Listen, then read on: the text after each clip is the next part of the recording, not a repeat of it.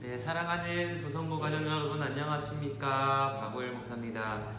네, 오랜만에 저희가 교회를 나와서 함께 영상으로서 또 인사를 드리는 것 같네요. 지난 한 주 어떻게 지내셨는지 참 궁금하고요. 지금 우리가 코로나19가 지금 많은 확산을 인하여 지금 최고치를 경신하고 있고 더 많은 사람들이 확진된다는 얘기를 듣고 있는 중에 있습니다. 혹시 코로나19에 감염되지 않았는지, 또한 감염됐다면 또한 어떤 어려움으로 또 일주일 동안 보내셨는지가 참 궁금한데요. 그래도 하나님께서 감사하신 것은 이러나 저러나 하나님께서 우리와 함께 하시고 지켜주시고 보호해 주신다는 우리의 믿음입니다. 그 믿음으로 우리가 정말 살아가시는지 참 궁금하고요. 또 우리가 이 세상을 살아갈 때 하나님을 바라보는 것이 참 중요하다는 것을 경험하는 또한 우리 부성부 가족 여러분 되시기를 바라요. 지난 한 주간을 잘 보내셨고 또한 오늘 예배를 잘 들으셨는지 참 궁금한데요. 오늘 혹시 위임 목사님께서 하셨던 말씀 기억나시는지요? 오늘 역대상 4장 1절에서 10절까지 말씀 중 야베스에 대해서 야베스가 하나님께 드린 그 기도를 가지고 말씀을 전해주셨어요. 우리에게 참 익숙한 기도가 있다면 그 중에 하나가 야베스의 기도입니다. 왜 그러냐면 지금부터 20년 전쯤, 21년 전쯤 미국에서 야베스의 기도라는 책이 발간됐고요. 그 책이 또한 우리나라의 말로 번역되어서 또한 서점에 많이 있었습니다. 그때 이 책이 많은 사람들에게 소문이 났고 그걸 통해서 이 책이 많이 읽게 되었는데요. 그래서 그 책을 통하여서 은혜 받으신 분들도 있고 또한 그걸 통해서 또한 기도에 대해서 중요성을 가지신 분이 있을 거라 생각합니다. 그래서 오늘 말씀도 그 말씀을 가지고 말씀하셨는데요. 어떠세요? 혹시 기도를 하고 계신가요? 아니면 야베스라는 사람은 우리가 잘 알고 있는 대로 이름이 고통이라는 이름입니다. 우리가 이름을 지을 때 부모들은 그 아이에게 좋은 이름, 또한 그 아이가 어떻게 자라고 이 세상에서 어떤 모습을 살아갈지라는 기대와 소망을 담고 이름을 짓습니다. 그것과 함께 또한 그때 당시에 또 상황과 환경 안에서 또한 이름을 짓기도 합니다. 예를 들면 봄에 태어났다고 봄이라는 이름을 짓는 분들 있고, 여름이라고 해서 또한 여름이라는 이름을 짓는 분 있고, 또한 여러 가지 한 분 이름을 통하여서 이 아이가 이 세상 어떤 사람으로 살아가고 또한 그 모습으로서 또 많은 사람들에게 영향을 미치는 생각으로 소망을 담기도 합니다. 그런데 야베스는 이름이 뭘까요? 고통입니다.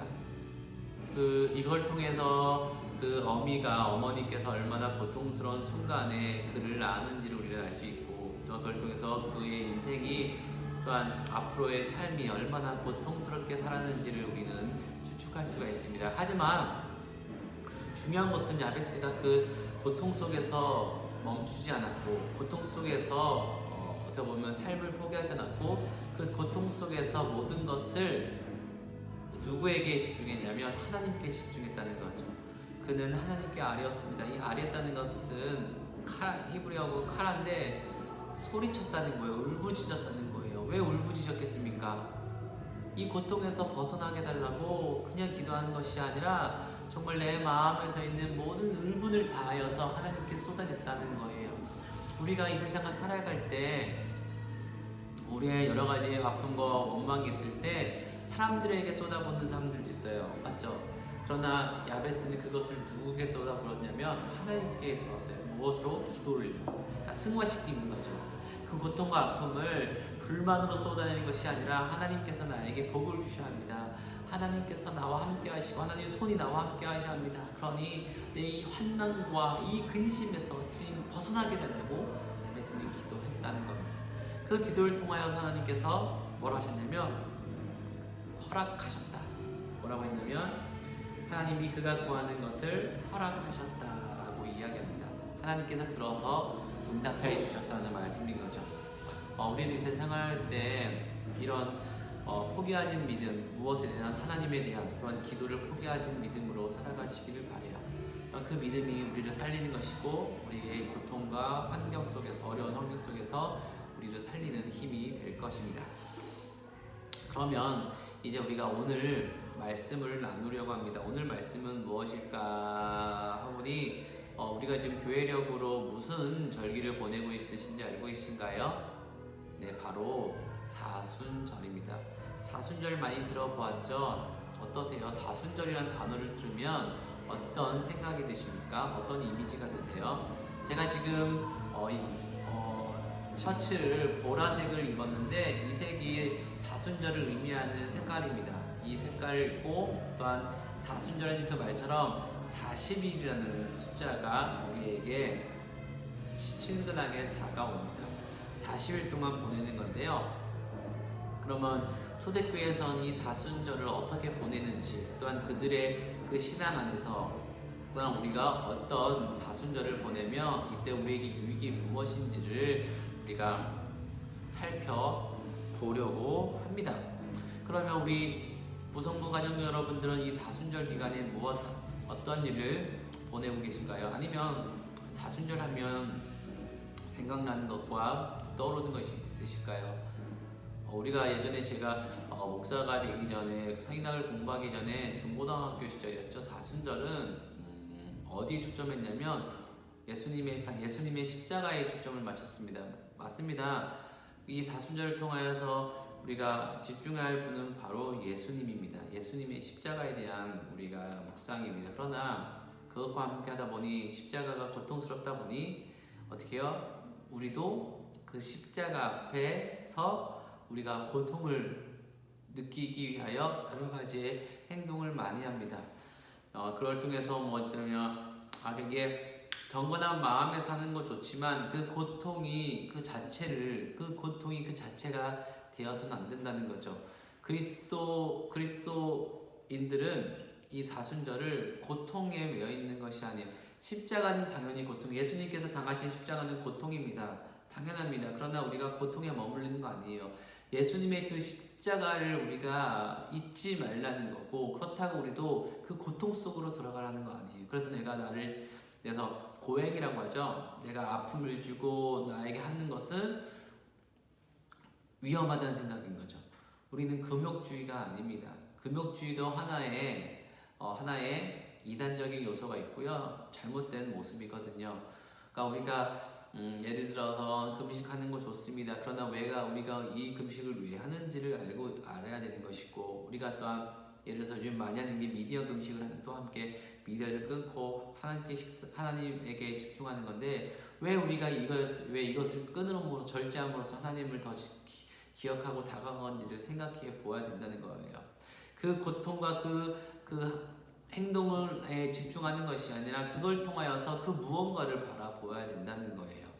그게 무엇이냐면 바로 예수님입니다. 우리가 예수님의 그 십자가의 길을, 또한 십자가를 생각했을 때 우리가 생각하는 것은 그 십자가가 바로 예수님이 죽어야 할 그 십자가거든요. 그러나 그 십자가가 원래는 내가 죽어야 할 십자가예요. 내가 죽어야 할 그 십자가가 대신 예수님이, 죄가 없으신 예수님이 십자가에 달리신 거죠. 그걸 통해서 우리의 모습을 돌아보는 거예요. 보세요. 십자가를 봤을 때 예수님께서 달리신 그 십자가 뿐만 아니라 그 십자가는 바로 내가 죽어야 할 자리라는 것을 알아야 돼요. 그걸 통해서 우리가 무엇을 깨닫게 되면 나의 죄된 모습을 우리가 돌아보고 상기시키면서 우리가 더욱더 경건한 삶으로서 예수님께서 말씀하신 나에게 맡기신 그 십자의 길을 한 걸음 한 걸음 제자의 길을 걸어가는 겁니다. 이것이 중요해요. 그래서 어쩌면 매일마다 우리가 죄를 지었을 때 좀 더 우리가 생각하는 것도 있지만, 또한 이 시간을 통하여서 우리가 더욱더 주님을 묵상하는 시간이 되기도 합니다. 그래서 초대교회에서는 이게 처음부터 생기지는 않고요. 주후 2세기 후 3세기, 4세기에 우리가 이 사순절 기간이 정해졌습니다. 그래서 이 기간은 무엇을 하냐면 어떤 초대교회에서는 첫 번째 있었던 것은 이 기간이 훈련의 기간이었어요. 이 예수님께서 달리신 그 돌아가신 그 주일을 부활주일을 기념으로 해서 그 40일 동안을 무엇이냐면 훈련 기간이에요. 어떤 훈련이냐면 경건의 훈련 중에서 첫 번째가 믿지 않는 사람들에게 처음 믿는 세례받지 않는 사람들에게 주는 세례 훈련이 기간이었단 말이죠. 이 40일 동안 그들은 철저히 물 세례를 받기 전에 자신에 대해서 살펴보며 내 죄에 대해서 고민해보며 과연 내가 그리스도인으로서 정말 세례 받는 합당한지에 대해서 훈련받는 시간이에요. 저도 그러는 세례를 받을 때 되게 쉽게 세례를 받았거든요. 그냥 어머니께서 제가 초등학교 5학년 때 그냥 갑자기 교회 가자 그래서 교회 갔고 그곳에서 어머니가 쓰셨는데 갑자기 저쪽에 가라고 해서 갔더니 그곳에서 저보고 옷을 벗으래요. 그래서 옷을 벗었더니 속옷만 입고 벗으랬더니 가운을 주고 가운 입고 들어가니까 그곳에서 한 목사님이시죠. 저에게 세례를 받고 목욕탕 그 통안이 들어가서 목욕탕 같은 그 탕에 들어가서 세례를 받고 나왔어요. 저는 그냥 세례라는 건 알았지만 그 세례에 대한 의미와 왜 내가 세례를 받는지에 대해서 몰랐거든요. 그냥 받았어요. 교육 없이. 이게 한국에 있었던 잘못된 세례의 모습이었는데 지금은 그렇지는 않습니다. 초대교회에서도 세례받기 위하여 고민하고 걸렀어요. 어떻게 했냐면요. 훈련을 받고 훈련을 통해서 교육을 통하여서 정말로 내가 세례받은 자인지 세례받아야 할 수 있는지 내가 내 안에 그리스도의 신앙이 있는지 예수 그리스도의 부활의 신앙이 있고 내 예수 그리스도에 대한 그 온전한 구원의 믿음이 있는지를 계속해서 훈련을 합니다. 네, 이 기간인 거예요. 그걸 통해서 이것이 이제 40일 동안의 훈련이 끝나고 나면 언제 세례를 받냐면 부활절 그 새벽에 예수님께서 안식 후 첫날 즉 부활절 부활의 날 주일날 날에 그 부활하셨던 그 날을 기념해 그 시간을 기억해서 새벽에 세례를 받는 거예요. 그것이 첫 번째 사순절의 전통입니다.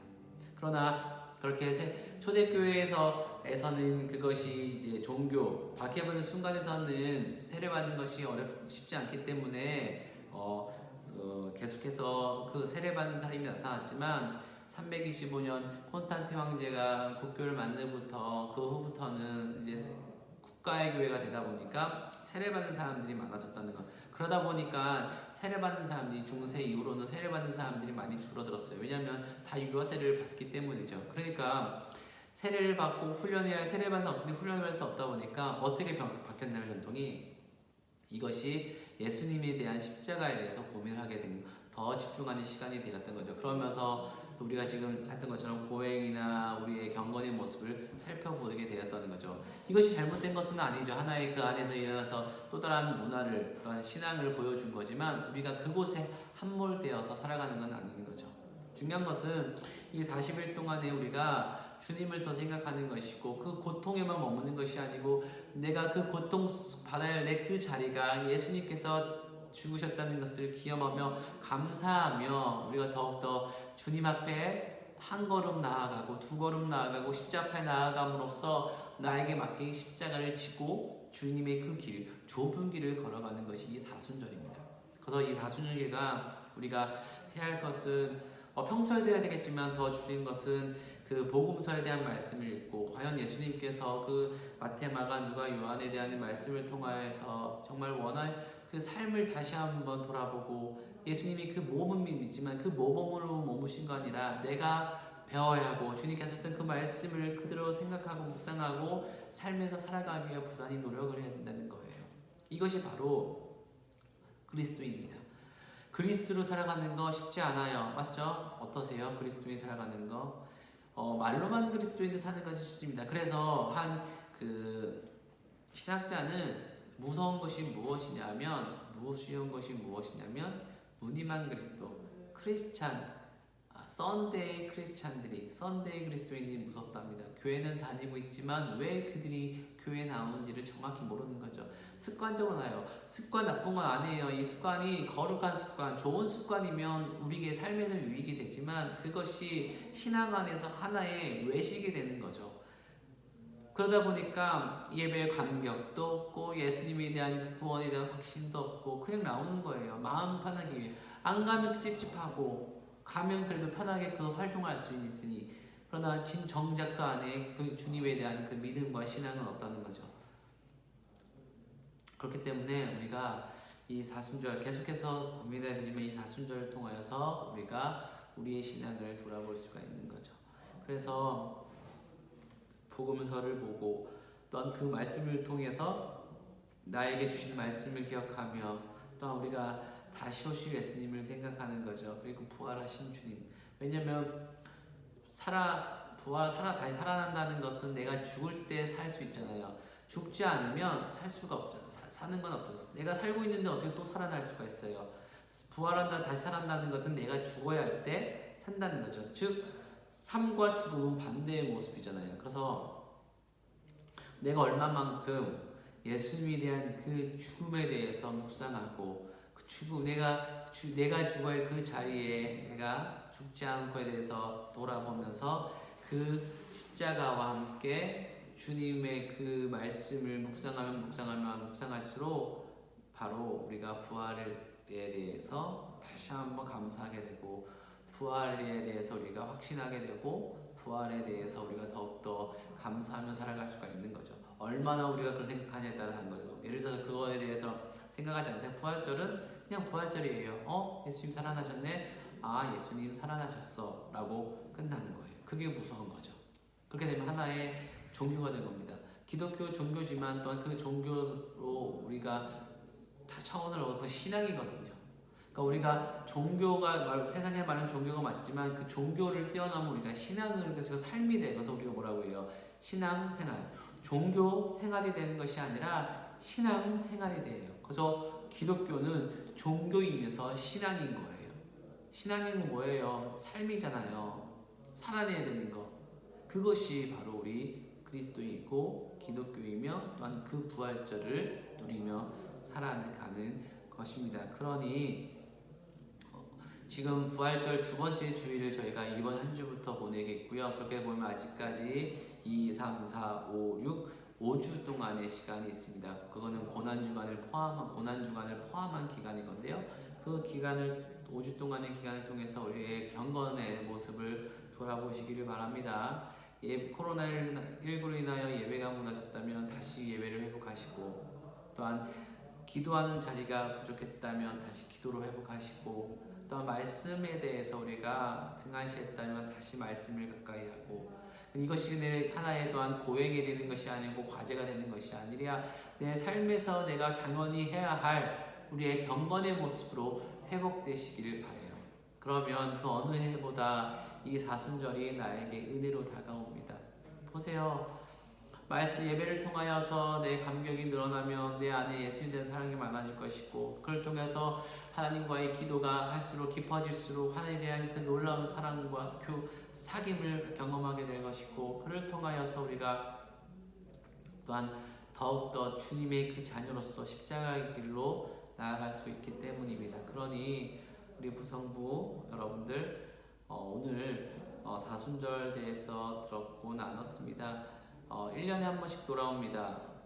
그래서 뭐 내년에 들어오겠지, 당연히 들어오겠지라 생각하며 하는 것이 아니라 이 교회력이라는 것은 우리가 하나님께 주신 1년 365일 동안 그 기간 동안 예수님께서 태어나시고 또한 마지막까지 승천하신 날을 기억하고 다시 오실 것을 소망하며 그 365일년이라는 시간 동안 저희가 만들어낸 것이거든요. 삶을 예수님께서 사셨던 그 삶을 통하여 그를 통하여 더욱더 우리가 믿음의 사람으로서 주님 예수 그리스도의 신앙을 지키면서 살아가시는 모든 부성부 되시기를 바라겠습니다.